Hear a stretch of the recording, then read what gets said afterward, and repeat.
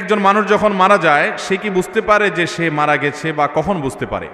ভাইরা আমার, মানুষের মৃত্যুর ঠিক শেষ মুহূর্তে যখন তিনি মৃত্যুবরণ করেন নাই, আল্লাহ তাআলার পক্ষ থেকে নিযুক্ত ফেরেশতারা হাজির হয়ে যান।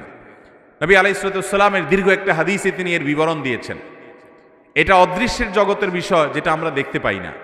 এটা জানার একমাত্র উপায় হলো ওহী। আল্লাহ তাআলা স্বয়ং ওহীর মাধ্যমে নবীজি সাল্লাল্লাহু আলাইহি সাল্লামকে জানিয়েছেন, তার মাধ্যমে আমরা জেনেছি।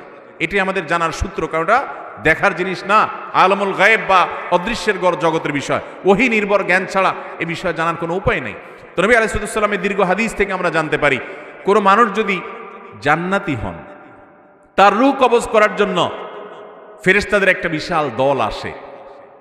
তারা এত সুন্দর করে আসে, উপস্থাপন হয় ওই লোকের সামনে যে তাদের আচার আচরণ, তাদের ওই লোকটাকে অভিবাদন জানিয়ে আখিরাতের জগতে নিয়ে যাওয়ার জন্য, ওয়েলকাম জানানোর জন্য আসার যে ব্যবস্থাপনা, দামি মূল্যবান পাত্র, রুমাল, সেখানে রূহ কবজ করে নেওয়া, সেগুলোর জন্য যে আয়োজন থাকে, এটা দেখতে দেখতে সে আল্লাহর বান্দা, নেককার বান্দা, ইমানদার মানুষটা, জান্নাতি মানুষটা হাসতে হাসতে তার রূহটা বের হয় এবং দুনিয়া থেকে চলে যান।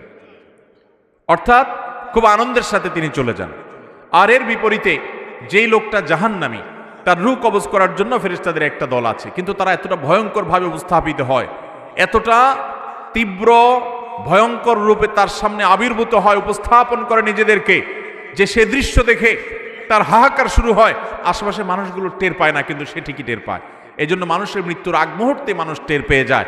এমনকি যারা ঈমানের উপরে সারা জীবন অটল ছিল, অবিচল ছিল, তাকওয়ার উপরে অটল অবিচল ছিল, হারাম থেকে বাঁচার জন্য সংগ্রাম করেছে সারা জীবন, এই মানুষগুলোকে কোরআনে বর্ণিত আয়াতে বলছে যে তাদের জীবন সায়ান্নে, তাদের রূহ কবজ করার আগে আল্লাহর পক্ষ থেকে ফেরেশতারা তাদেরকে জানিয়ে দেন, তারা উপস্থিত হন, তাদেরকে সুসংবাদ দিতে থাকেন, আল্লাহ খাউফুন আলাইহিম ওয়ালা হুম ইয়াহজানুন, যে তাদের কোনো ভয় নাই, তাদের কোনো পেরেশানি হবে।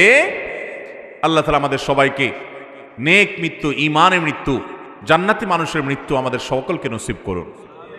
তাহলে এই হাদিস এবং আয়াত, বিভিন্ন আপনার জান কবজের সময়কার, পূর্বেকার ফেরেশতাদের মহড়া, প্রস্তুতি, এগুলোর বিবরণ থেকে বোঝা যায় যে আশেপাশে মানুষ টের না পেলেও যার রূহ কবজ হচ্ছে তিনি ঠিকই টের পান।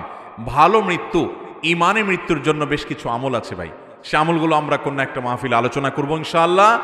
এই ঈমানের মৃত্যুর জন্য একটা কমন আমল হলো যে আমরা সবসময় ঈমান এবং নেক আমলের উপরে, ফরজ কাজ করার উপরে, এই যে ফজরের সময়, শীতের সময় ফজর নামাজ পড়া কষ্টকর, কিন্তু কষ্ট উপেক্ষা করে হলেও করবো। এইভাবে আপ্রাণ যদি চেষ্টা করে যান, নিজের সঙ্গে নিজে লড়াই করে যদি আল্লাহর ফরজ বিধান মানেন, হারাম থেকে বাঁচার চেষ্টা করেন, আপনার মৃত্যুর সময় ঈমান সাথে নিয়ে আপনি যেতে পারবেন ইনশাআল্লাহ। তাহলে ঈমানের মৃত্যু যখন হবে তখন সুসংবাদ পেতে পেতে দুনিয়া থেকে যাব। আল্লাহ না করুন যদি বেঈমানের মৃত্যু হয়, ফাসিকের মৃত্যু হয়, কাফেরের মৃত্যু হয়, তাহলে সেক্ষেত্রে দুনিয়া থেকে দুঃসংবাদ দেখতে দেখতে যাওয়া লাগবে। অতএব হাদিস আয়াত থেকে বোঝা যায় মৃত্যুর আগ মুহূর্তেই একজন মানুষ টের পেয়ে যায় যে তার গন্তব্য কোথায় হতে যাচ্ছে। আল্লাহ তাআলা আমাদের সবাইকে নেককার মানুষের মৃত্যু নসিব করুন।